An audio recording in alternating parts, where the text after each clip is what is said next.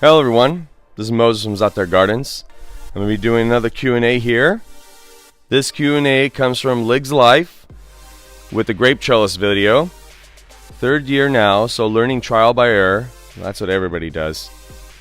And that's the best way to learn. Concord is loaded. 40 to 50 clusters of pea-sized immature grapes. I thinned them out to maybe 20 to 25 clusters. And that's something many people don't talk about, is you should be thinning your grapes. Not only thinning the clusters, but you also should be thinning the grape cluster itself. So if you have you said you had 20 to 25 clusters left, within those 20 to 25 clusters, you should be thinning the grapes within that cluster as well. You don't really have to.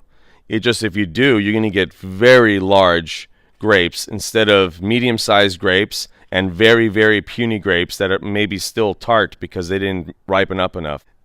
There is a caveat to this, that it's best to leave all grapes as much as possible, because if you don't use bird netting, the birds will come and eat your grapes, ripe or unripe. They don't care.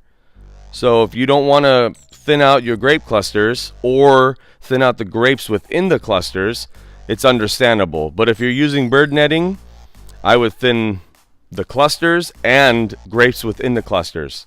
So please leave your questions in the comment section so I can have more questions to answer in this series of Q&A. And also please send in some letters. I'd love to read them, and I love to read it live or in these series of Q&A. Happy gardening, everyone. Bye. Okay, like, share, subscribe, and thanks for watching, everyone.